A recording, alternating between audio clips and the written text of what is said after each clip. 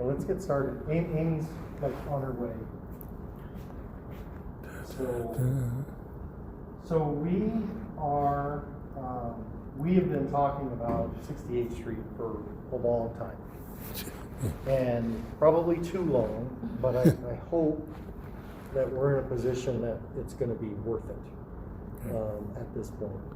So I'd really like to hear from you guys first and foremost. I'm going to break out my notebook just to make sure that everything I've heard over the last few years is still what you guys are kind of feeling.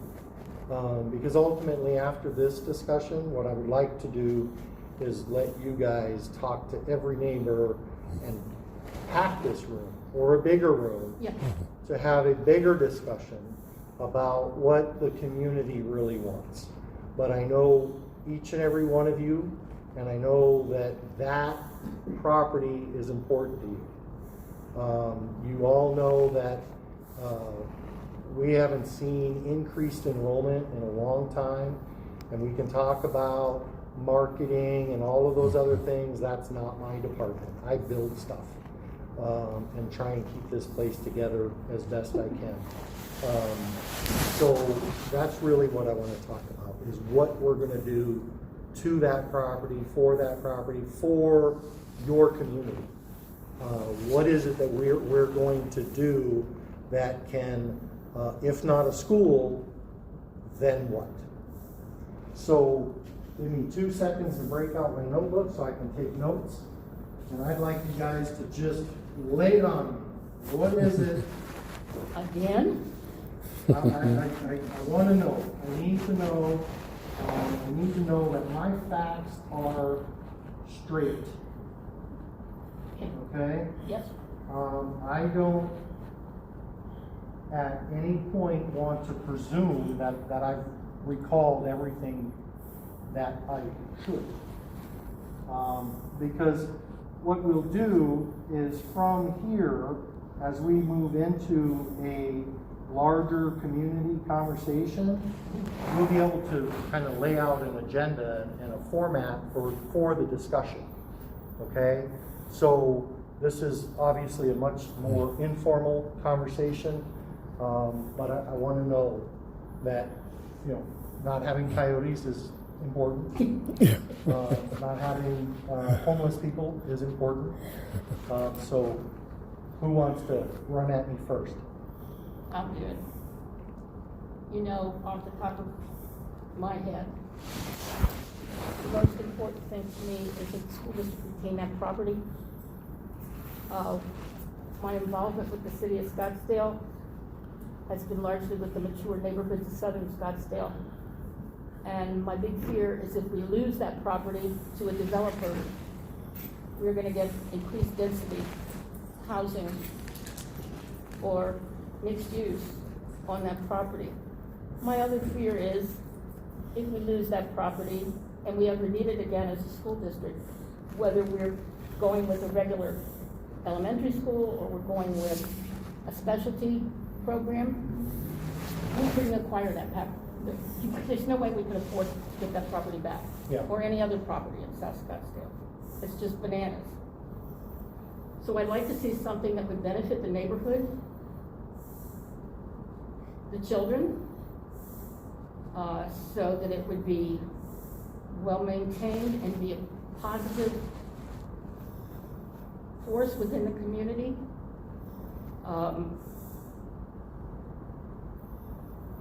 I think that's a recurring theme with people in that neighborhood, is they don't want to lose the property. They don't want to, not just because they might need it, but they feel it's their property, it's part of their community. They don't want to see it change. They feel like they've been changed up till now.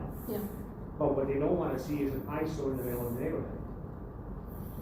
So something that gets used a lot. If it's something that would help the community, it would be better. Now, having said that, I know that they would not want something that was going to generate more traffic or make really big increase in traffic, and something that wasn't going to be 24/7.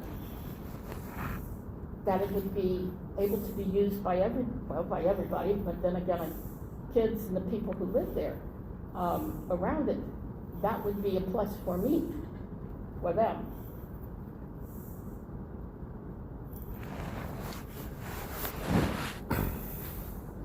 You're I'm on. keeping up with you, so keep on going. Okay. Well, let him jump in, because he lives right there too. Now, Edmund, you're like alley Yeah. house, right, on the south side? Is it the south side of the East property? side. East side, yeah. East side, okay. And Lorna, you're, No, I'm actually the alley in the house, and Edmund is almost the second street over. okay, so you're not directly adjacent to the No. property, you're one, Street over. Yeah, one street over, yeah. okay? Yeah, I would say the biggest insult or complaint is that you go by the property and you see this playground equipment and it's fenced off. It's like we're staging a bad movie every day. It's like, hey, look, there used to be a school, we tore that down, and now here's playground equipment you can't use. But then as people go by, they see the trash, they see the vagrants, and stuff like that. So it's like, so we're just like a little dumping ground, because when we drove by, there's a RV in the parking lot. We have other people parking there now. So, I mean, it's becoming sort of a empty lot issue. And that's only going to increase because when they don't see the district vehicles there and they don't see any activity, No it, official activity, Yeah. no paid, just- Tell do you it something, just short, funny story. Today I'm at Chaparral. I'm going in the front door, and I can see a silhouette, and it's Todd Draper, the principal's silhouette. And I'm thinking, I got my hands full, and I'm thinking, gosh, Todd, why don't you come and open the door for me? And I get in the door, and there's a cardboard cutout up top. And I thought, wow, I really thought, so we could stage some, Oh, that cardboard would be people around the property. Okay, so really neighborhood blight Yes. is one of the concerns. Oh, yeah. Even though the slightest of improvements that we made, slightest, aren't nearly enough. And part of the problem is that was cosmetic, there's no use, it's not being used for anything. Right. Utilization would be nice. Yes. I think that's the other thing people would like to see is that we're doing something with it. Some life there. yeah, and not a banner. Please, dear Lord, don't put another banner up. I mean, 'cause even if you made it, beautiful lawn, if it wasn't being able to be used, what would be the point? Yeah. Put my other hat on. I've been involved with neighborhood issues with the city for years and years, neighborhood advisory commission. And one of the first signs that a neighborhood is starting to slide is closing schools. It's called the broken window situation, and I've always tried to insert myself between things like that. Which is one of the reasons I got involved at Honolulu, because the community was told, well, we gotta close this school down because it's not safe for habitation. And then several months later, they're talking about putting a resource center in there, but they've not done anything with the campus. Not a thing. And my first question was, why didn't you close the school? I've gone through a lot of anger. That, Yeah. yes, that, a lot. There, and a lack of trust completely, not just with the school district, but with the city too. Because the city was planning on being a part of that resource center. And they were talking about bringing in homeless people, they were talking about bringing in psychological counseling programs, without even talking to the neighborhood. And it was gonna be a done deal. Yeah, I think that's the other thing, is communication would be huge. And that's, Not that any part of Scottsdale is okay with not, but Yeah, well, what they were planning on putting there wasn't needed because it was all being done at Coyote. Yeah. So it was no, yeah, these- honestly, truly, it was like, it was totally intended to happen. And nobody was going to be given any way around it. yeah. Well, and that's the one thing that, I've only been here for 4 years. July 1st will be my 4th year in Scottsdale, and It's a lifetime. so I hear a lot of those old stories. Yeah. But then I experienced the first 2 years as Dr. Birdwell and the Hopi mess and the Pima mess and all of that. Mhm. And so, you know, sometimes it's hard for people to understand that in order to plan, we have to do some work in the background. Yeah. But then at the same time, I do value your input. I want to know that we're doing the right thing for the community. And I think that's evidenced by the way we handled Cherokee, the way we've handled Hohokam. Did you guys see Hohokam? Did you watch the board meeting? Yes. Yeah? How, Where do you think I would be with Hohokam? yeah? If it's south, I'm there. Well, it seemed to me, you sent me a very nice email after the board meeting. Oh, I did. Yeah. I appreciate the work that was done. So it's important, and at Kiva, you know, we're doing that same process of getting the community input. So I really want to do that here, but it's a little different, you know. We know as a district that selling the property is not an option. We've not considered it. I've never heard Dr. Creekard or anyone speak of that. Now, I'm not in every meeting and but that's never been something that I've been involved with. It's a complicated process. You have to get the voters' approval to sell the property. We have property revenue from sale that sits and does nothing. It's sitting in the bank and it's doing literally nothing. So we want to be responsible for that, and I don't think that's what that space means. When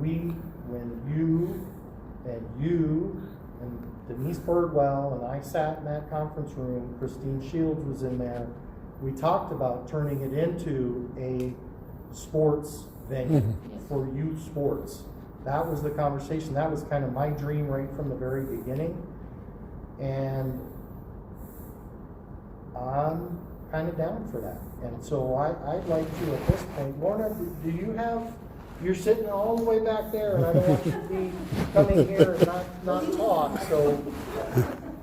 No, I mean, I've heard most of this, I'm agreeing with most of it. Not to put you on the spot, but one thing I just wanted to clarify, because you said you haven't heard of them selling the property. You said you haven't been in any meetings. Is there gonna be talk of trading it to the city? Trading it? No. No, the only conversation that I am aware of is the potential for a long-term lease. Okay. Retaining That's, I think, part the of the problem rights is to that that, property. you know, there are no plans, it isn't being discussed, but the problem is, since there are no plans and nothing is being discussed, then the rumors start flying, and we hear all kinds Right, of fun stuff. right. you know. And I'm hoping that by the time we're done today, I promised a few folks yesterday that by the end of this meeting, you guys will walk out with a smile on your face and eager to help us get this thing done. Well, So, you ready for my sales pitch? well, the one thing I'll say is before you get to your sales pitch, being as we have Amy Palatucci here, She's there. and you know, Thanks for joining us on very short notice. I was in another meeting across campus, so thank you. Yeah. and one of the big things which, and this is at the old Ed Center, was repeated is it's our neighborhood, it's our neighborhood heart. And being as Coronado and Tonalea have been so close to each other for all these years, the way people communicate in our community is pretty much someone's going to drive by someone's house or knock on their door and say, you know, hey, have you heard about this? Now, you know, you're talking about we need increased enrollment and everything else. Wouldn't it be awesome, and this would help with communication and also this the PR of both schools, if we had people from Coronado and people from Tonalea, you work with the children in the community. It's like, look, we're going to, you know, here's a flyer, we're going to knock on doors, we're going to say, hey, this is what's going to happen. Because the biggest thing people want is a sense of connectivity in history. We don't want this as like, okay, a bunch of people asked for this, and now how does this fit into the big picture? Because we want to see, you know, Amy Palatucci to say, hey, look, you know, we're expanding our soccer program and we can use this property as well, or we're going to have these programs over there, or, you know, here's a great way for us to have transition days or fun days. And it shows a sense of actually truly creating a community. Because there's too much of this, okay, you know, we're Coronado, they're Hohokam, they're Tonelli, and everyone's fighting against each other. So this is a good opportunity to bring the two together and show that it's, you know, worthwhile. You can invite the people from Yavapai as well. I mean, Pima, well, you know, they can just be themselves. Sorry, I mean, they mostly go to Mojave, but the whole thing is if you get the school leadership to sort of become humble and walk the streets with these people, it shows that, hey, we truly are a community, because, you know, we're not a bunch of HOAs, we're not a bunch of fenced-in people. We walk our dogs, we run, and we communicate like that. And if we see the school district, not just you putting up a banner which makes everyone hate you, but have the principals and the leadership say, look, we're here working with the Banners kids were to not the. my idea, Edmund. Yes. Yeah, but you know. Someone else with a lot of banner liking. In there? Someone else? But no, I mean, see, something like that, when you invite people over, it can happen. And when you're talking about, you know, a bunch of people over, when Tonelli was being discussed to close and they refilled the cafeteria, do you know how that happened? The neighbors used phone trees and they went door to door with a little handmade flyer. And think about that. If you have a small group of people which can outdo this district, then it shows that, you know, hey, this is what works.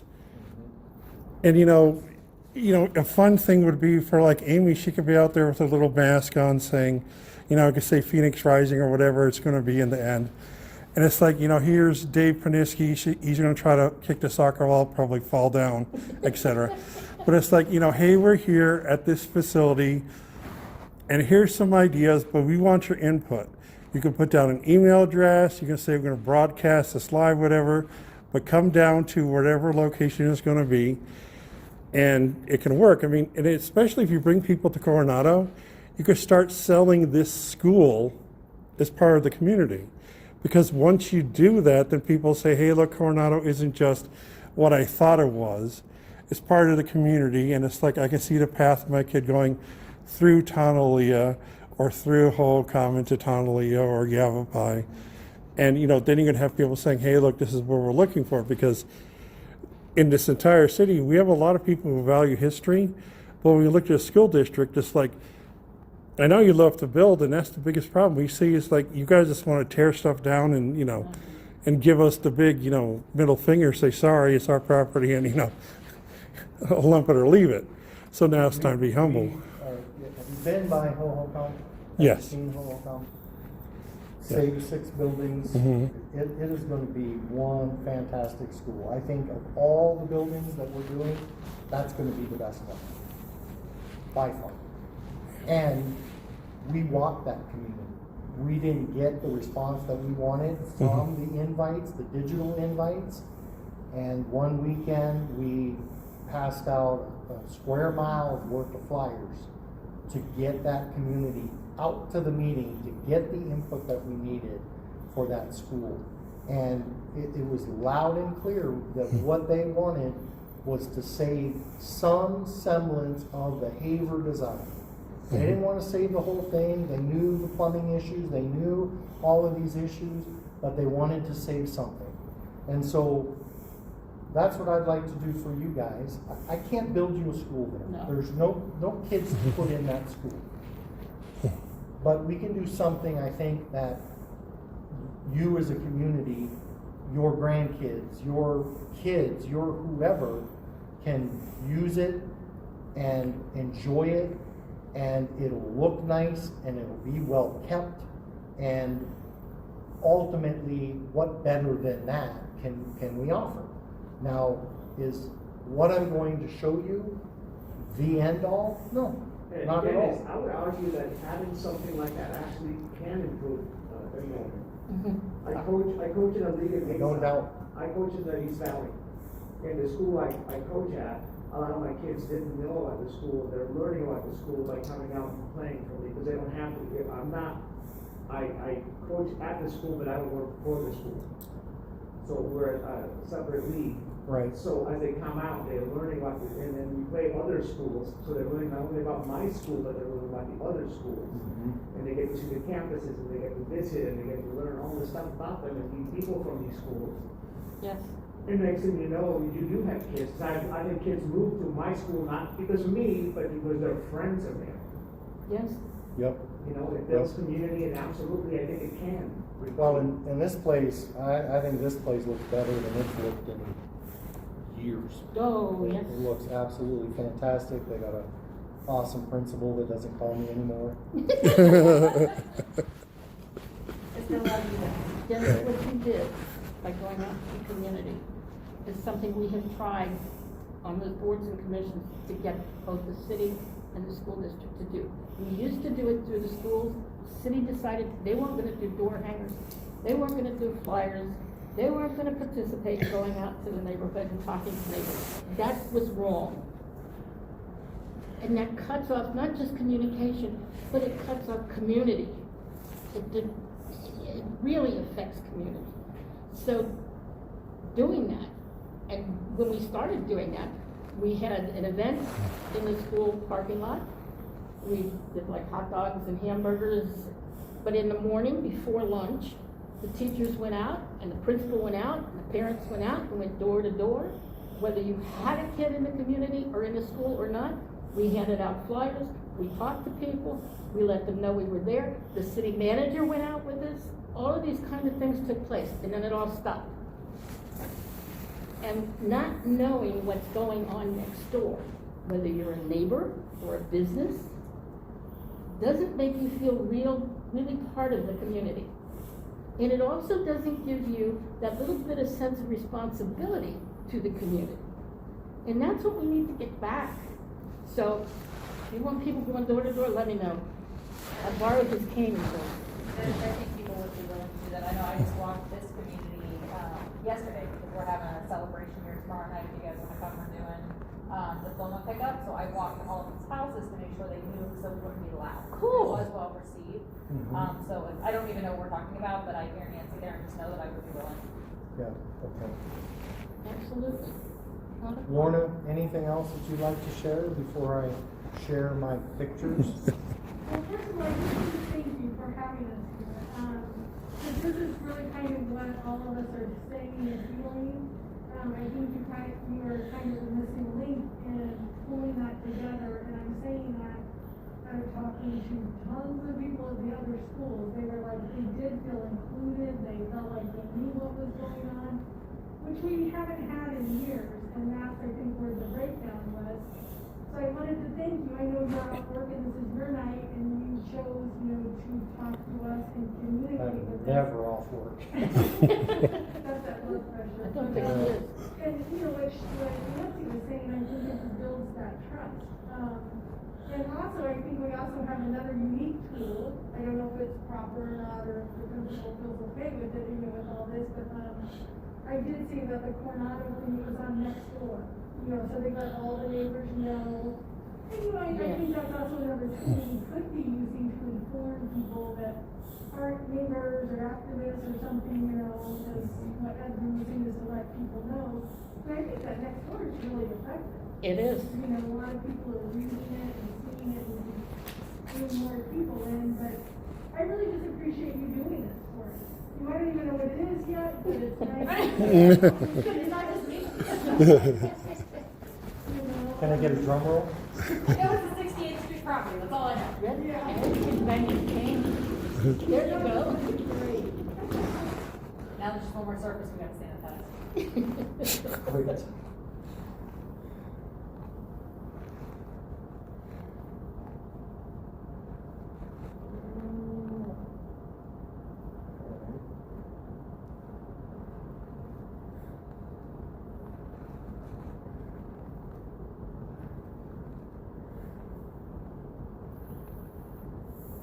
So there's the property. Yellow, weeds, blighted. One of the things that I remember from way back when was the mosaic on the side of the building, and that was a no-go situation. We had to save it.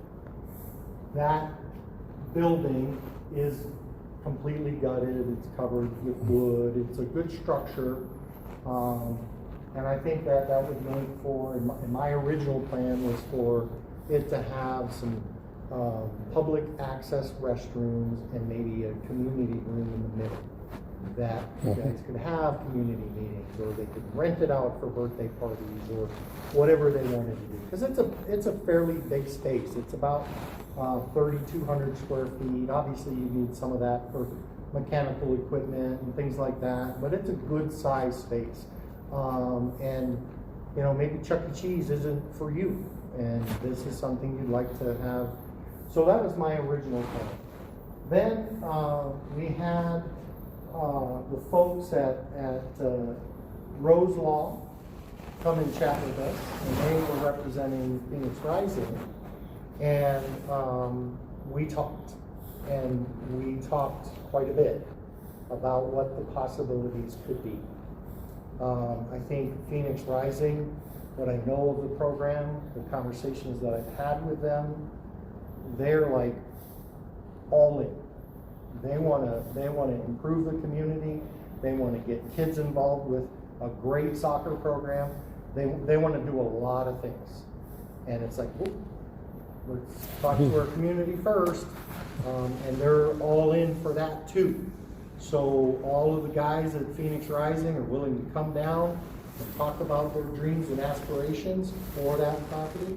But I wanted to talk to you guys first. I didn't want to just presume that, hey, here you go, we're not listening to you, we're gonna do this for you.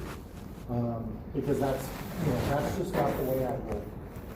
So after a few different conversations, and a few modifications, they came up with this. Now, we haven't worked on all the details about exactly what the project's going to be, but we know they want to have a high-quality practice facility for their players and for their elite soccer youth. So they've added some parking along the south side. This is south 68th Street. Oak is up there where all the green circles are up top. And they need a training facility. They need to have some place where their players can get bent in half and get in the sauna and do all those things. So they've proposed a building and then 2 full-size soccer fields. And this is not your typical soccer field. This is high-end grass, highly maintained. Can I ask you a question real quick? Yes. What the hell kind of grass are we putting on there? What kind of grass? What kind of grass? Yeah. Well, you can't, you want something that can handle a lot of traffic. Traffic. We're talking about, All right. during a game, you got 22 players on the field for many minutes. Okay, I'm good with that. Running literally nonstop, so it has to be something that's, And it's real important that grass is smooth. yes. You know, one of the Yes. biggest things that when we changed to this synthetic turf out on these football fields, like it or not, I don't personally like it Oh, I know. because it's hot, but it's smooth. Yes. And the ball rolls a certain way. And the likelihood of hitting a little pothole and breaking that ankle or twisting the ankle or an ACL injury or anything like that become reduced.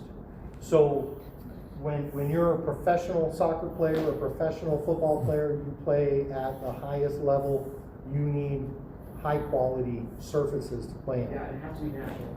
Yeah. Okay, that's. Professional players don't So- play artificial. This was, well, okay, that's awesome, but let's get more awesome.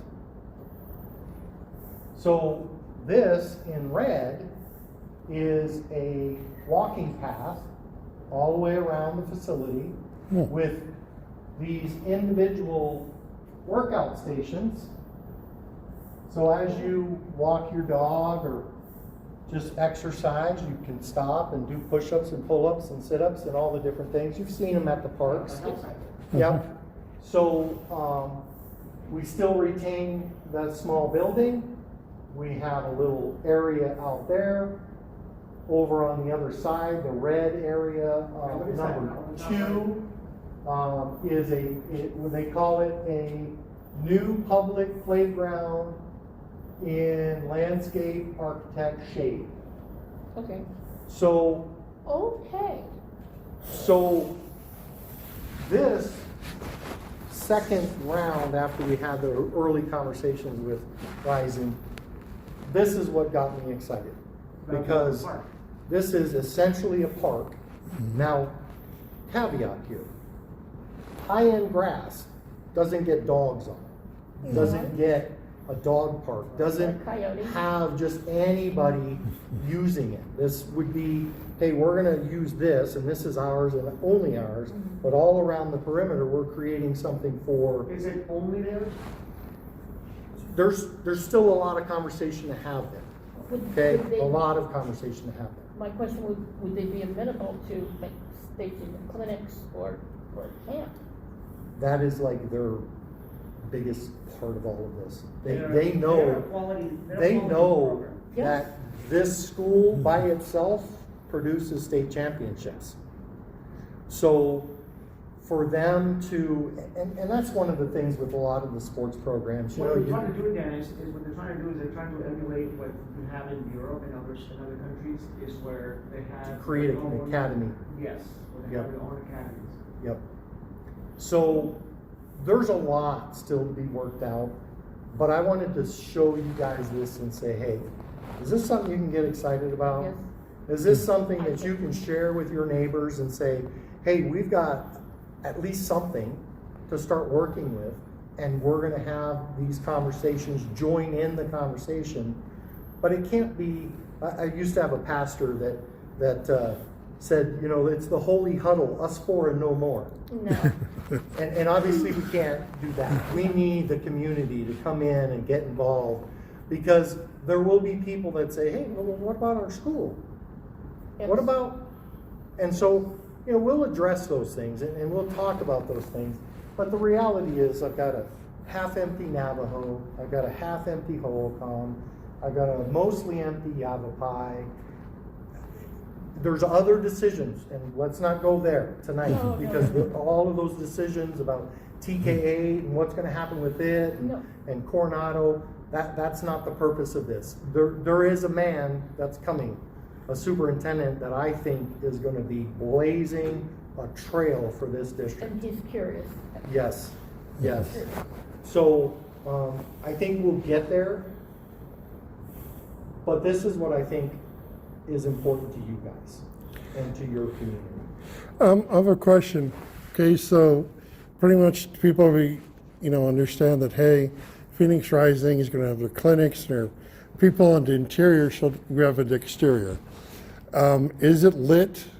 So the whole path should be lit, I'd assume.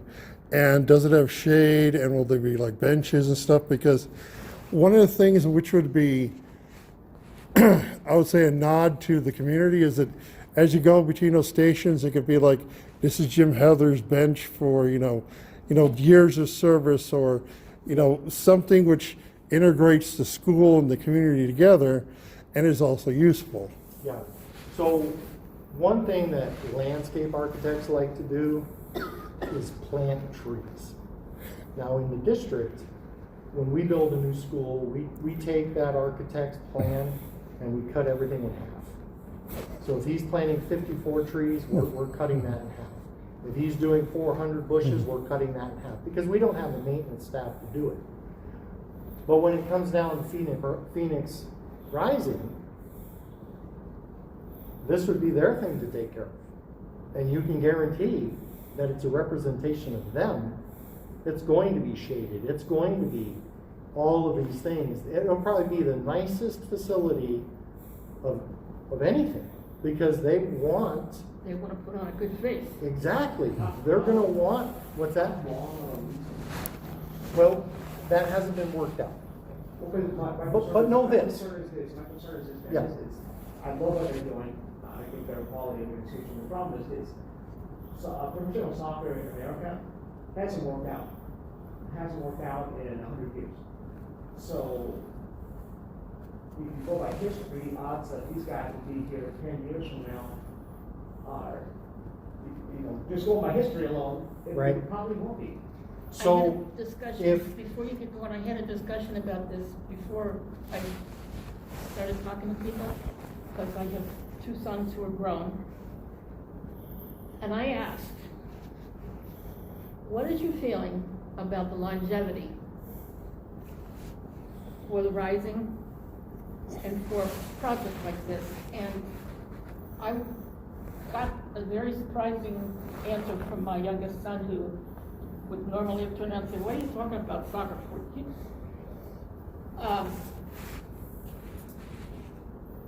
He's like you. His thought was, how has it evolved over the years? He said, well, it might be an opportunity to grow the interest as well as to grow a team, but to grow the interest, because we've not done anything like this here. And I was saying, okay, talk to me. Are we talking 10 years, 5 years? Is it gonna be here after I'm gone, and then you guys can see what it is? But what have we got? And I wanna make sure that, there's some sense of permanence in all of this, not just for the neighborhood, but for soccer. so, I think these are questions that really should be reserved for Rising. Because they can talk about their financial stability, they can talk about their longevity, all of their things. I'm gonna give you just my personal opinion, which means I ran a 900 player soccer program in the West Valley. And the thing that made my program what it was is because we made every single player, every single parent feel special. We had team benches at every sideline. We had tents at over every bench. We had 2 different uniforms. They weren't high dollar Adidas uniforms, but they were 2 different uniforms. So every kid didn't come in a t-shirt. They actually felt like they were, and it just kept growing and growing. My kids grew out of the program. I couldn't. We're not talking about, we're not talking about a youth club. Youth clubs have lasted a long time. Oh, yeah. The club I coached for 30 years ago is still here. What I'm talking about is, in my lifetime, Phoenix has had 3 professional teams in 3 different leagues, and about at least 8 semi-pro teams. And that's just in my thing time. So here's the thing. This is my take on it. They build it. What are they gonna do? Roll it up and take it with them? No, I'm just talking about how we're not gonna worry about the maintenance. Because Well, it's not our job to maintain it, But I can tell you as the guy that's doing this, that we'll find a way. If something happens, something catastrophic happens, 10 years, 12 years, 15 years down the road, then you have a beautiful facility, you might as well take care of it. Now, it might change the way it is and might be less elite of a field, but it'll still be a well-maintained field. They want to do the investment, so we can't do the investment. We've been. No, don't get me wrong, I'm all for it. Yeah. I think if you just threw up fields in there with decent grass, forget great grass. Yeah. With decent grass, you can have. It'll get used. You can have it used, you can have it leaves for the next Absolutely. 10 years. Well, and you look at Holcomb, we're not touching those soccer fields over there. We're gonna aerate them, top dress them, and turn them back into the soccer fields that they are. Please fill in the potholes, that's how my husband broke his leg. Yeah. But we're not gonna turn that to the, but that field is used by hundreds and hundreds of families every single day.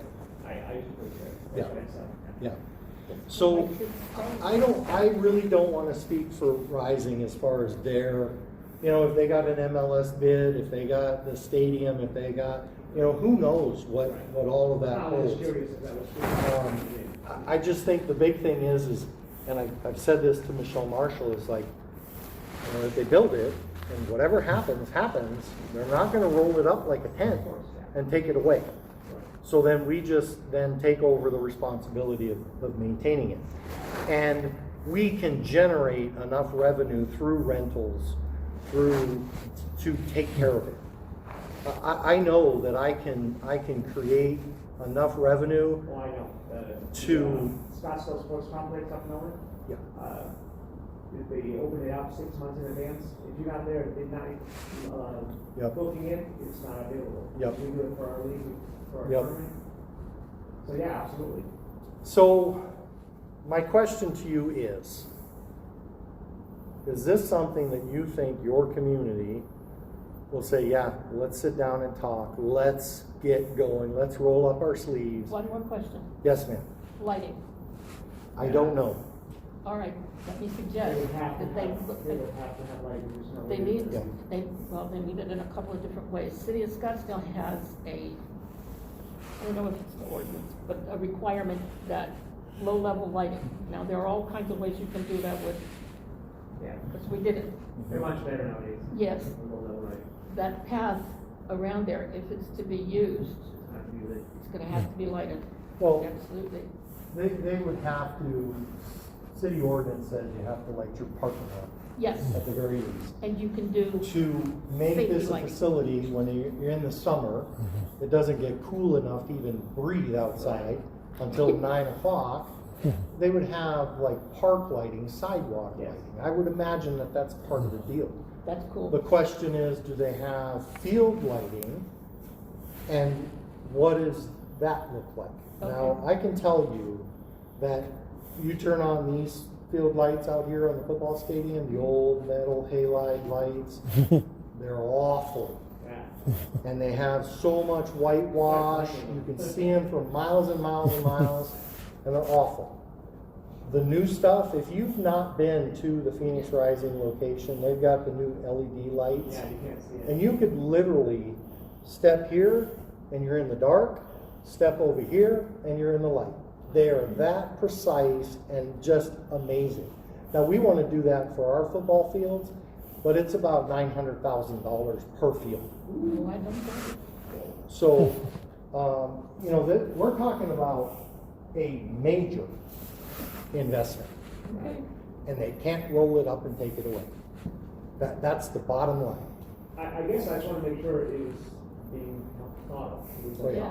So, Yeah, we know, I don't watch as much soccer as I used to when my kids were more involved. But, we pay attention to what the MLS is doing, we pay attention to those things. And it would seem to me that they are on the path to I get think we're there. doing a fantastic job Yeah. by not trying to jump into the big leagues right away. Too big, too Building fast. their way. Yeah, Yeah. they're building their way out. That, the mistake they've always made is they try to jump in with the big boys and they try to fill in a Yeah. giant stadium and you're just not gonna, you have to. Not ready. Grassroots build and the few fans I do know are rabid fans. Rabid. Yeah, like they Yeah. show up with the big flags. I've and- been to Yeah. some of those games and that one, Yeah. south side, holy cow, those are a bunch of crazy I have people. some friends that go with the big flags and go, Yeah. I'm like, lucky. Just my ignorance. So are we talking about just the training facility or the games being all here as well? That I don't know. So that would be a training facility and they would use it for their youth sports, so they have Okay. 12 teams, so like they're on a city, the U17, U16 teams would play games in those. Yep. But the teams themselves, the professional team wouldn't play games there, they would train. Oh, yeah, definitely not the professional level games, but the details on that have not been fully vetted.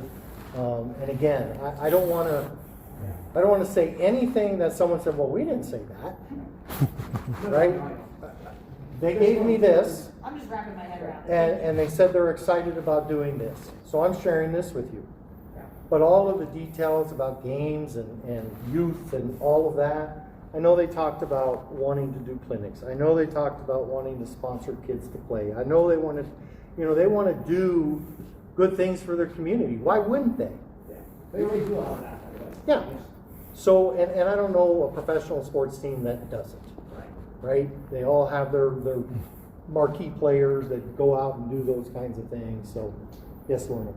So can you tell us when you do that? Can you tell us a little more about the picture? I- This far side, is that parking? So this is parking.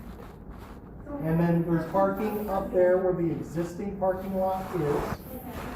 And then, let me show the red one again.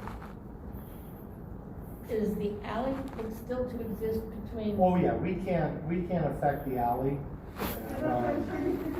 Yeah, the alley is, and you guys are welcome to come up closer. Good. Where my two fingers are, there's a thin line right there, you can follow that all the way around. That represents the alley, this is the block wall or the walls from the houses, and that line is the fence line for the district. So this right here, and of course, again, these are very, very early. They've not been reviewed by the city. They're just an idea, something to talk about, something to generate conversation to say, you know, this is what, and they'll be able to tell us that, okay, our intention is Saturday youth soccer games, or Monday through Friday youth practices, during the day adult practices of their team. They wouldn't want to build this big giant building on top there. That is a big building. That's 20,000 square feet, 20,000 square feet, 10,000 on, so, and we've talked about within the lease that we would have some say about what that building looked like, what it was, how it was constructed, so that if 20 years down the road, then we don't have to tear it down, we can repurpose it if we need to. So, a lot of preliminary conversation, but to me, the biggest part of this, the biggest selling point is it'll, one, be beautiful. Two, it'll be used again, the entire facility will be used again. And three, which I think is the most important thing, is that they're gonna involve the community to be able to use it. Yes. So the red building up on the top, what is that? I'm sorry if I- That's the building that exists right now. On this side, so it would come that way. That's not a building, that's a shade structure to cover the playground. The playground. Yeah. So where that playground is now, in that general vicinity, they would just improve that. Yeah. I love the All wind the way type goes change. down the whole thing, is this gonna be open 24/7 and the actual grass part off town? That was my understanding. And again, more details to come as we vet this out. The fields will be fenced. Yeah. that's Yes. what I'm Yeah. thinking. The fields will But be the fenced. track They have to be would be fenced there. anyway, because there's no people want to be playing out. Yeah, And then you balls would be buffer. going everywhere. And some That's what landscape. I'm thinking, balls going everywhere. I don't But I'm just know. asking because, you know, I know my neighbors. Those are details we don't know. Those are things that we would have to work out through the design process. So as we come back as a community and start talking about this, you raise your hand and say, hey, I think we should have an 8-foot fence. And then someone else says, well, maybe we should have a 10-foot fence. And they might come back and say, well, in the areas where we think shooting will happen, shooting with a foot, we might put up a higher net. That's, So those are all details that are way too early to talk about, okay? This is, what I need from you guys is, yeah, this is pretty awesome, and I would really like to open up this conversation and get this conversation moving. yeah. I think What that- time frame are you looking at? Like, if all goes well in purpose. I think if, in their minds, they're like, step your foot on the pedal, let's get this thing going. Because they have a training season, right? They, just like professional football, they got a preseason, they need to get things going. So, we haven't worked out those details. I know that they've put out a lease format of what that might look like. The lawyers are working that component. But again, I'm just like, hey, everybody, we need to get the community involved. I mean, it could boil down to, well, what color is the sidewalk?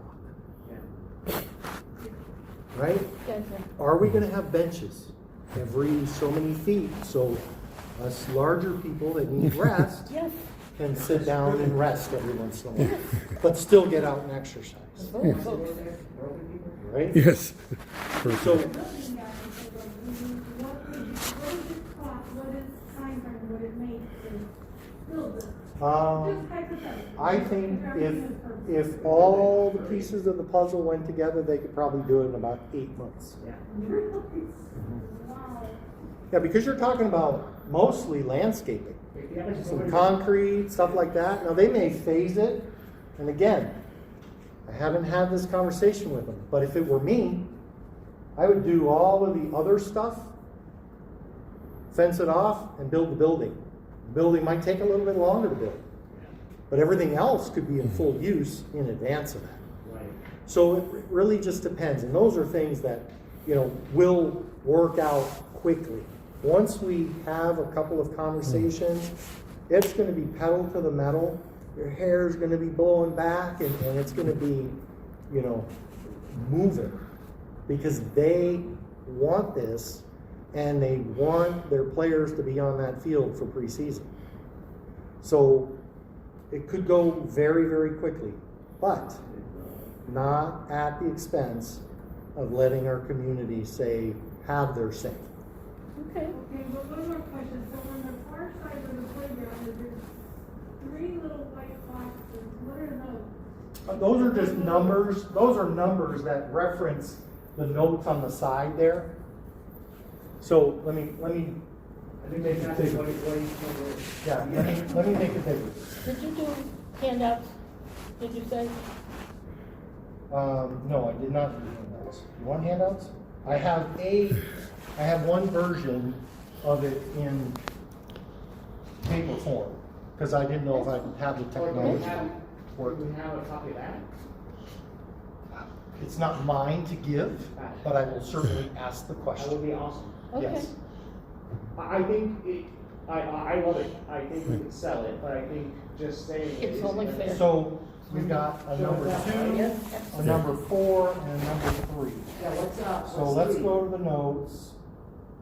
3 and 4. So number 2 is new public playground with landscape and architectural shade. Right. Number 3 is new landscape public walking, running track around entire site. And number 4 is new public exercise stations around entire walking, running track. So those are the amenities associated with this. Okay. And again, it's just an idea to try and get the juices flowing, to get the conversation going, so that we can move this thing along. I, Big hands down before you have that. Yeah. and it's, the whole idea is such a positive for kids. What do you think, Ed? I want the kids. Ed, you live, Well, Ed, well, before you start, Oh, I'm sorry, Ed. one thing that I hear from a lot of people, actually, there was a gentleman that called me in the town of Paradise Valley, adjacent to Kiva, the other day. And he asked me where the buildings were gonna be, because him and his wife enjoy the sound of the kids at recess. yeah. And one more thing. During our restoration of Navajo, the heart and soul of a school is the kids. When that place was empty all the time, we've been working on it now for 18 months, rebuilding that thing from the fire. And it's just an empty building. It's a shell. And all of the new carpet and all the new stuff that I put in there, it's not a school until the kids get there. And so, until the kids get there, it's just a piece of dirt. Yeah. When what happened to Navajo happened, and I don't live anywhere near Navajo, but people know the name, and I got a lot of inquiries. That's the whole issue, it's the sound of it, that's why I don't live in Sun City. Yeah. well, that's why I think if you involve Tonalea, Yavapai, Coronado, the Phoenix Rising, their PR people would love to come out there with hats and other tchotchkes. It's like, be there with the kids. Yeah. Well, because I know Lorna has said this, and I know this myself. I go in my backyard now, and it's quiet. I mean, I remember growing up there, you had the sound of all the car dealerships. That went away. But we still had Tonalea. But once Tonalea went away, it just became quiet. And if the community can see that, hey, look, the kids are into this too, the kids would love to do this. And you think about the track team from Coronado. It's like, hey, look, this circuit is, X miles long. Cross country, Yeah, Yep. we can run this, and Safe cross yeah. country. Yeah. Instead of running the street, Yeah. right? Yeah. Oh, Lord. Yeah, so this is where you need to get a buy-in from, the stubborn people like Amy Palatucci to get her sports people to, say, it's like, hey, yeah, we're buying into this. We want to be there. We want to do these things, because then the community actually sees the school district and Phoenix Rising and everyone else wants to become involved, actually putting some life, trying to resuscitate the heart of the community. Because as it is now, the district ripped out the heart and left it to blight. So now you need to become humble and say, look, we're reaching out with the kids, we're reaching out with our leadership. We understand that we're not the drivers behind this, but we are there behind them, supporting them, and we want you to become involved. Because think about it, if for that just an exercise circuit, if the sports coaches at Coronado were to go down to Granite Reef and say, look, we have this awesome little circuit here where the Phoenix Rising is at. We can take a little activity bus down there, and you can get the seniors to do this, and then they can see the cross-country team there. Maybe you see Amy Palatucci doing her little video blog by something, she's huffing and puffing, and it's like, even us principals need to get exercise, something like that. Because, I just watched a story of Shaquille O'Neal, how he tried to revive Papa John's. And the way he did it was, one, he became part of the board of directors, but he came out to the community and he was delivering pizzas. It was funny, some people said, do you know Michael Jordan, etc., but it was him being humble enough to wear the uniform, knock on someone's door and say, hey, here's a free pizza. But in this case, we don't want, Amy Palatucci to be giving away free pizza. But Flyers. yeah, it could be flyers, just like, hey, with this program down here, our coaches are really awesome. They're going to work with Phoenix Rising, and we can have the budding soccer stars of the future come here, work at a place down the street. Think about it. The location just for Coronado is just awesome enough. But this is the thing where we need to get the district to buy. When you were envisioning our coaches working with the Phoenix Rising, because they have their own programs. Well, no, I understand it. It's more like, But that doesn't mean they can't have Yeah. coach education programs through the Rising to help our coaches be better. yeah. It doesn't, there's a lot of different things. So, and those are all things that I know with my heart of hearts that Rising wants to do. They want to become a part of this community. Having had two sons who were in everything with the end. Whenever they wanted to do something with baseball, they had to go up to the clinics and camps at Saguaro. Whenever they wanted to do something having to do with football or where else they were in, they had to go to Chaparral. They had a soccer program at Coronado, and they had some good kids on that team. But those kids enrolled in Saguaro, and they left here. Now we've got some good kids who are really doing well right now. I don't want to leave them hanging. I want them to know that resources are closer. And we recognize that. Where's the closest park to you guys? Like a walking park or? Miller and Oak, small park? No, we don't have. Miller and Oak? Miller and Oak, that's Colorado. Miller goes all the way down. not just like, oh. Oh, on the The other green side, belt. yes. Yeah. Okay, Yes. we don't have many pocket parks. Uh-huh, That's in essence what yeah.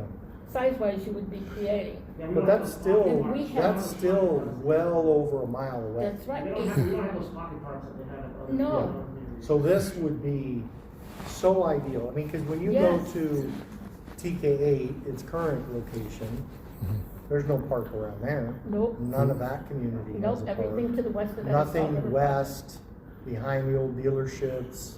No. What's going in there, by the way? Luxury housing, Oh, jeez, okay. We'll not broach that subject. more luxury, yes. So I want to respect your time, and I do have an hour drive home.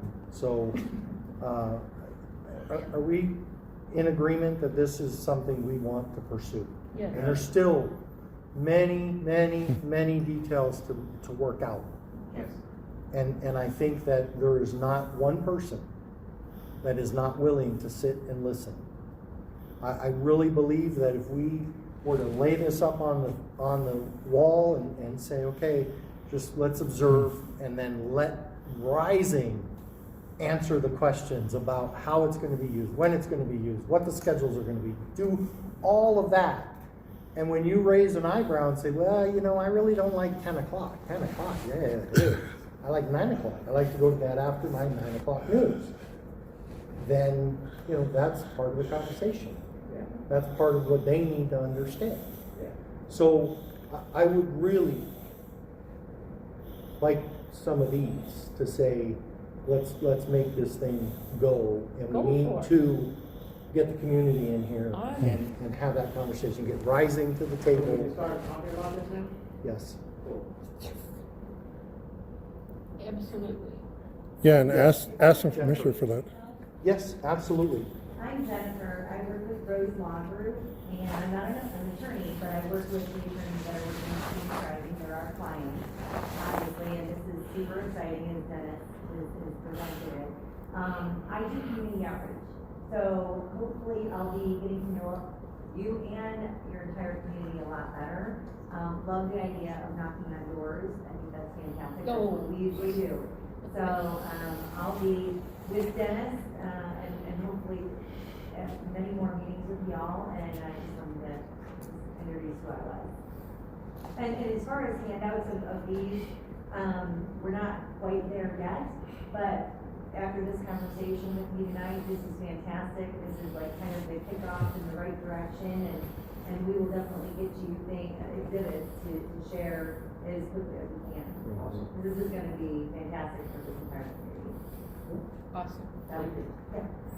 Well, nice to meet you, thank you for being here, and it is really exciting, I feel like they kind of already listened to do a lot of things that were. Somebody was listening, somebody.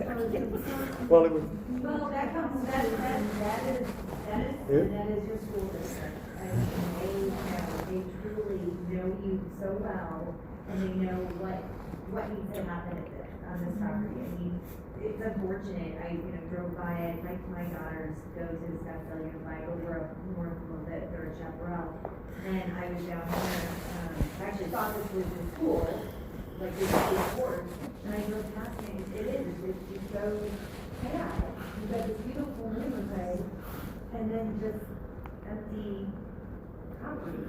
I mean, and to have somebody come in, the school still own it, they're gonna be making money off the lease. We're gonna have, and as Dennis pointed out, we're gonna have this fantastic facility that the community can utilize as well. And at the end of that lease, whenever that is, it's still gonna be there. We can't roll those things with us. So, there's so many great things about this, and I'm so happy to hear that you guys are giving it kind of a thumbs up of let's move forward and let's get this done and get this out to the neighborhood and really, build on it.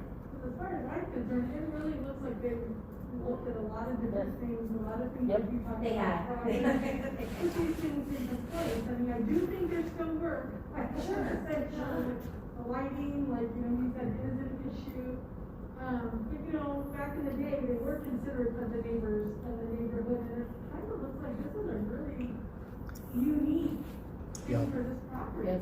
they had, when they first approached us, it was way different.